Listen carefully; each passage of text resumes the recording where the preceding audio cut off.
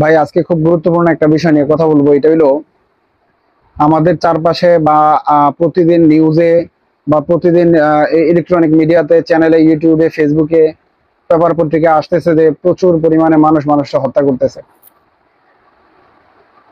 আসলে এমন একটা জামানা আসবে, আল্লাহ রসুল সাল্লাল্লাহু আলাইহি ওয়াসাল্লাম আগেই আমাদেরকে বলে গেছেন বা সাবধান করে গেছেন এই জামানা সম্পর্কে। তো এখন বলছে আল্লাহ রসুল এরকম বলে গেছেন যে এমন একটা জামানা আসবে যে জামানায় একজন মানুষকে আহ বিনা কারণে অযথা মেরে ফেলা হবে। যে মারবে সেও জানবে না সে কেন মারতেছে, আর যে মারা যাবে সেও জানবে না যে আমাকে কেন মাইরা দুনিয়া থেকে বিদায় করা হইতেছে। তো এইরকম জামানা হয়তো আমাদের বাংলাদেশে আসছে। আজকে আমাদের আশেপাশে চারদিকে তাকাইলে দেখা যায় যে বিশেষ করে এই ঢাকা শহরের মধ্যেই প্রচুর পরিমাণে মানুষ প্রতিদিন হত্যা হইতেছে, অন্যায়ভাবে হত্যা হইতেছে। সারা বাংলাদেশেও হইতেছে।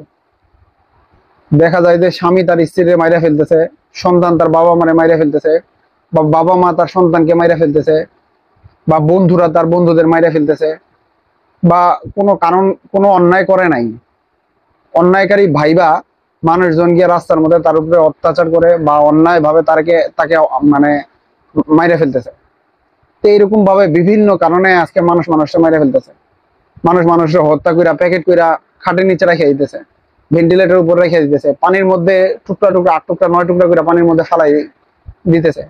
এমন বর্বর হয়তো আগের কোনো নবীর উম্মত ছিল কিনা আমার জানা নাই, বা এত ভয়াবহ অবস্থায় মানুষের মৃত্যু হইতে হবে বা হবে এটা কল্পনাও ছিল না। আর এই ছাড়া তো জুলুম চারদিকে হইতেছেই, সারা পৃথিবীর মধ্যেই যার জোর আছে যার জোর নাই, ওই জোরওয়ালা জোর নাই মানে অসহায় মানুষের উপর জুলুম করতেছে। হয়তো এটা অর্থের দ্বারা করতেছে, নাইলে শক্তির দ্বারা করতেছে, কোনো না কোনো ভাবেই জুলুম করতেছে। আর এই জুলুমটা হয়তো কিয়ামত পর্যন্ত থাকবেই। সবচেয়ে বড় কথা হইলো কি ভাই, দেখেন মানুষকে হত্যা করা সবচেয়ে বড় বড় গুনাহের মধ্যে একটা গুনাহ।